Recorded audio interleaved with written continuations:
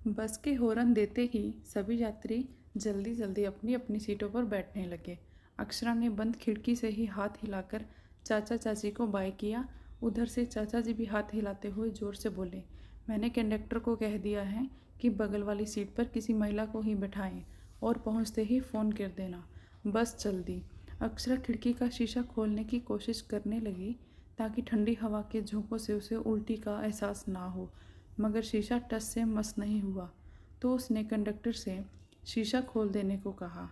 Conductor ने पूरा शीशा खोल दिया। अक्षरा की बगल वाली सीट अभी भी खाली थी।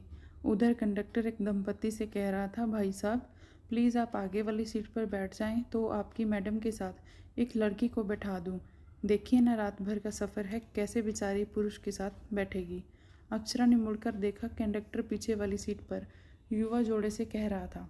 आदमी तो आगे आने के लिए मान गया, पर औरत की खींच को भांप अक्षरा बोली, मुझे उल्टी होती है, उनसे कहिए ना कि मुझे खिड़की की तरफ वाली सीट दे दें। वह सब आप खुद देख लीजिए, कंडक्टर ने दो टुक लहजे में कहा। तो अक्षरा झल्ला कर बोली, तो फिर मुझे नहीं जाना, मैं अपनी सीट पर ही ठीक हूँ। कंडक्टर भी अव्वल दर्जे का जिद्दी था। वह तुनक कर बोला, अब आपके बगल में कोई पुरुष आ बैठेगा तो मुझे मत बोलिएगा। आपके साथ आपके पेरेंट्स ने कहा था, इसलिए मैंने आपके लिए महिला के साथ की सीट अरेंज की। तभी झटके से बस रुकी और एक दादा नुमा लड़का बस में चढ़ा और लपक कर ड्राइवर का कॉलर पकड़कर बोला, क्यों बे, मुझे छोड़कर भागा जा रहा था? मेरे पहुंचे बिना बस कैसे चला दी तूने? ड्राइवर डर गया। मौका देखकर कंडक्टर ने हाथ जोड़ते हुए बात खत्म करनी चाहिए, आइए बैठिए, देखिए ना बारिश का मौसम है इसलिए, नहीं तो आपके बगैर। उसने लड़के को अक्षरा की बगल वाली सीट पर ही बैठा दिया। अक्षरा समझ गई कि कंडक्टर बात ना मानने का बदला ले रहा है। उसने खिड़की की तरफ मुंह कर लिया। बारिश शुरू हो चुकी थी और बस अपनी रफ्तार पकड़ने लगी थी। टेढ़े मेढ़े घुमावदार पहाड़ी रास्तों पर अपने गंतव्य की ओर बढ़ती बस के शीशों से बारिश का पानी रिस रिस कर अंदर आने लगा। तभी अपनी अपनी खिड़कियां बंद किए हुए थे। अक्षरा ने भी अपनी खिड़की बंद करनी चाहिए, लेकिन शीशा अपनी जगह से टस से मस नहीं हुआ। उसने इधर उधर देखा। कंडक्टर आगे जाकर बैठ गया था। पानी रिसते हुए अक्षरा को भिगा रहा था। तभी बगल वाले लड़के ने पूछा, खिड़की बंद करनी है तो मैं कर देता हूँ। अक्षरा ने कोई उत्तर नहीं दिया। फिर भी उसने उठकर पूरी ताकत लगाकर खिड़की बंद कर दी। पानी का रिसना बंद हो गया। बाहर बारिश भी तेज हो गई थी।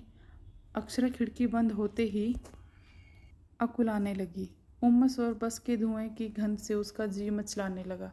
बाहर बारिश काफ़ी तेज थी, लेकिन उसकी परवाह न करते हुए उसने शीशे को सरकाना चाहा तो लड़के ने उठकर फुर्ती से खिड़की खोल दी। अक्षरा उल्टी करने लगी। थोड़ी देर बाद उल्टी करने के बाद वह शांत हुई, मगर तब तक उसके बाल और कपड़े काफ़ी भीग चुके थे। बगल में बैठे लड़के ने आत्मीयता से पूछा, आपकी तबीयत तो ठीक है? मैं पानी दूं? कुल्ला कर लीजिए। अक्षरा अनमने भाव से बोली, मेरे पास पानी है। वह फिर बोला, आप अकेली ही जा रही हैं? हैं, आपके साथ और कोई नहीं है? अक्षरा इस सवाल से असहज हो उठी। क्यों, मेरे अंकल जाने से आपको क्या लेना? अकेले जाने से आपको क्या लेना? जी मैं तो यूं ही पूछ रहा था। लड़के को भी लगा कि शायद वह गलत सवाल पूछ बैठा है, लिहाजा वह दूसरी तरफ देखने लगा। थोड़ी देर बाद बस में शांति छाई रही। बस के कंडक्टर अंदर की बत्ती भी बंद हो चुकी थी। तभी ड्राइवर ने टेप रिकॉर्डर चला दिया। कोई अंग्रेजी गाना था। बोल तो स्पष्ट नहीं थे, पर कान फोड़ू संगीत गूंज उठा। तभी पीछे से कोई चिल्लाया, अरे ओ ड्राइवर जी, बंद कीजिए इसे, अंग्रेजी समझ में नहीं आती हमें, कुछ हिंदी में बजाइए। कुछ देर बाद एक पुरानी हिंदी फिल्म का गाना बजने लगा। रात काफ़ी बीत चुकी थी। बारिश कभी कभी कम तो कभी तेज हो रही थी। बस पहाड़ी रास्ते की सर्पीली ढलान पर आगे बढ़ रही थी। सड़क के दोनों तरफ उगी जंगली झाड़ियाँ अंधेरे में तरह तरह की आकृतियों का आभास करवा रही थी। बारिश फिर तेज हो उठी। अक्षरा ने बगल वाले लड़के को देखा। वह शायद सो चुका था। वह चुपचाप बैठी रही। पानी का तेज झोंका जब अक्षरा को भिगोते हुए आगे बढ़कर लड़के को भी गिरफ्त में लेने लगा तो वह जाग गया। अरे अरे, इतनी तेज़ बारिश है, आपने उठाया भी नहीं। कहते हुए उसने खिड़की बंद कर दी। थोड़ी देर बाद बारिश थमी तो खुद ही उठकर खिड़की खोल भी दी और बोला, फिर बंद करनी हो तो बोलिएगा, और आंखें बंद कर ली। अक्षरा ने घड़ी पर नज़र डाली। सुबह के 3 बज रहे थे। नींद से उसकी आंखें बोझिल हो रही थी। उसने खिड़की पर सिर टेक कर सोना चाहा। तभी उसे लगा कि लड़के का पैर उसके सामने जगह पर फैला हुआ है। उसने डांटने के लिए जैसे ही लड़के की तरफ सिर घुमाया तो देखा उसने अपना सिर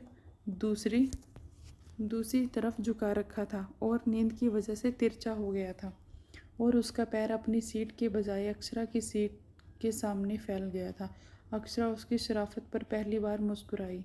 सुबह के 6 बजे तब गंतव्य पर पहुंची। वह लड़का उठा और धड़धड़ाते हुए बोला, कंडक्टर के पास पहुंचा, उस लड़की का सामान उतार दे और जिधर जाना हो उधर के ऑटो पर बैठा देना। एक बात और सुन ले, जानबूझकर तूने मुझे वहाँ बैठाया था।